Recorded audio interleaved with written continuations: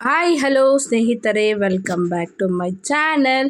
ಈ ವಿಡಿಯೋ ವಿಶೇಷ ಏನು ಅಂತ ಹೇಳಿದ್ರೆ, ಇವತ್ತು ಮಹಾಲಯ ಅಮಾವಾಸ್ಯೆ ಹಬ್ಬ ಇರೋದ್ರಿಂದ ನಾವು ಊರಿಗೆ ಹೋಗ್ತಾ ಇದ್ದೀವಿ. ಹೋಗೋಷ್ಟರೊಳಗಡೆ ನಾವು ಮನೇಲೆಲ್ಲ ಕ್ಲೀನ್ ಮಾಡಿ ಮನೇಲಿ ಪೂಜೆ ಮಾಡಿ ಹೊರಟಿದ್ದು. ನಾವು ಹೋಗ್ತಾ ದಾರಿಯಲ್ಲಿ ಹಂಗೆ ಮಗುಗೆ ಟಿಫನ್ ಮಾಡಿಸ್ಕೊಂಡು ನಾವು ಮಾತ್ರ ಫ್ರೂಟ್ ಜ್ಯೂಸ್ ತೊಗೊಂಡು. ಯಾಕೆ ಅಂತ ಹೇಳಿದ್ರೆ ಪೂಜೆ ಮುಗಿಯೋವರೆಗೂ ಇವತ್ತು ಉಪವಾಸ ಇರೋದ್ರಿಂದ ಏನು ಊಟನ ಮಾಡೋ ಹಾಗಿಲ್ಲ. ಸುಮಾರು 3 ಗಂಟೆಗಳ ಕಾಲ ಟ್ರಾವೆಲಿಂಗ್ ಆಗುತ್ತೆ, ಯಾಕಂದರೆ ಟೂ ವೀಲರಲ್ಲಿ ಹೋಗ್ತಾ ಇರೋದ್ರಿಂದ. ಸೊ ಮಗು ಬೇರೆ ಇರೋದ್ರಿಂದ ನಿಧಾನಕ್ಕೆ ಹೋಗ್ತಾ ಇದ್ದೀವಿ. ನಾವು ಊರಿಗೆ ಹೋಗಿ ಸೇರೋಷ್ಟೊತ್ತಿಗೆ ಮಧ್ಯಾಹ್ನ 1 ಗಂಟೆ ಆಗಿತ್ತು. ಅಷ್ಟೊತ್ತಿಗೆ ಅರ್ಧ ಅಡುಗೆ ಆಗೋಗಿತ್ತು. ಎಲ್ಲ ಅಡುಗೆ ಎಲ್ಲ ಮಾಡಿ ಮುಗಿಸಿದ್ರು ನಮ್ಮ ಅತ್ತೆಯವರೆಲ್ಲ. ಮತ್ತು ನೆಂಟರು ಕೂಡ ಎಲ್ಲರೂ 3/4 ಭಾಗ ಜನ ನೆಂಟರೆಲ್ಲರೂ ಬಂದರು. ನನ್ನ ತಂಗಿ ಗಂಡನೂ ಕೂಡ ಬಂದರು. ಆನಂತರ ನಾವೆಲ್ಲ ಪೂಜೆಗೆ ರೆಡಿ ಮಾಡ್ತಾಯಿದ್ದೀವಿ. ಕಲಶ ಇಡೋದಕ್ಕೋಸ್ಕರ ಕಲಶಗಳನ್ನ ರೆಡಿ ಮಾಡಿದ್ದಾರೆ 2. ಚಂಬುಗೆ ರೆಡಿ ಮಾಡಿರೋದು ಅಜ್ಜಿ ಅಂತ ಹೇಳಿಬಿಟ್ಟು, ಮಡಿಕೆಯಲ್ಲಿ ರೆಡಿ ಮಾಡಿರೋವಂಥದ್ದು ತಾತ ಅಂಥೇಳಿ. ಆಮೇಲೆ ಅದೆಲ್ಲ ನಮ್ಮ ಯಜಮಾನರು ರೆಡಿ ಮಾಡ್ತಾಯಿದ್ರು. ನಾನು ಎಲ್ಲ ಸ್ವಲ್ಪ ಹೆಲ್ಪ್ ಮಾಡಿ ಆನಂತರ ಹೊರಗಡೆ ಕೂತ್ಕೊಂಡ್ವಿ ಸ್ವಲ್ಪ ಹೊತ್ತು.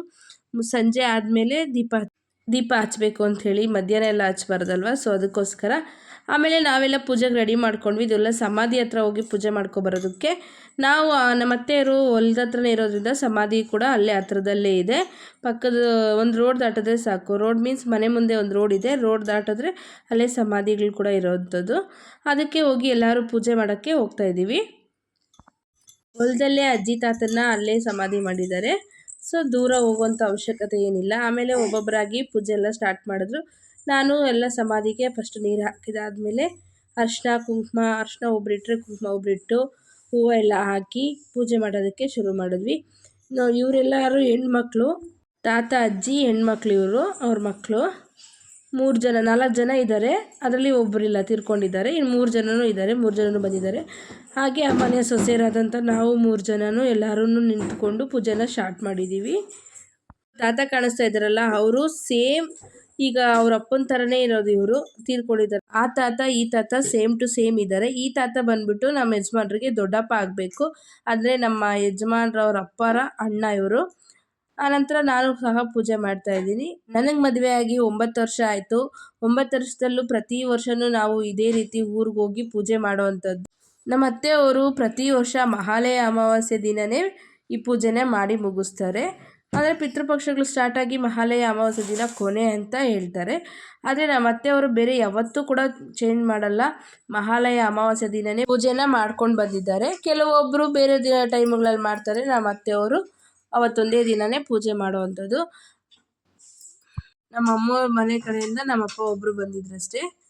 ಸುಮಾರು 4:30-5 ಗಂಟೆ ಆಗೋಗಿತ್ತು ಸಂಜೆ. ಈಗ ಪೂಜೆ ಮಾಡ್ತಾ ಇದ್ದಾರೆ ಎಲ್ಲರೂ ಸೇರಿಕೊಂಡು.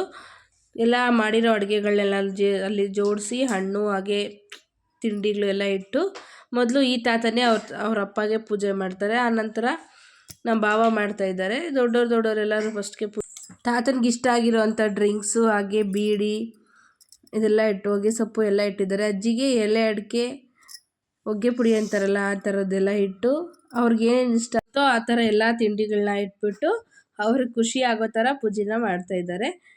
ಪ್ರತಿ ವರ್ಷವೂ ನಮ್ಮ ಅತ್ತೆಯವರು ಇದೇ ರೀತಿ ಮಾಡೋವಂಥದ್ದು. ಒಂಥರ ಖುಷಿ ಆಗುತ್ತೆ ನಮಗೂ. ಆಮೇಲೆ ನಮ್ಮ ಅಪ್ಪ ಕೂಡ ಪೂಜೆ ಮಾಡ್ತಾಯಿದ್ದಾರೆ. ಅವರು ಕೂಡ ಪೂಜೆ ಸಾಮಾನು ತಂದಿದ್ರು. ಸೊ ಅವರು ಕೂಡ ಪೂಜೆ ಮಾಡ್ತಾಯಿದ್ದಾರೆ.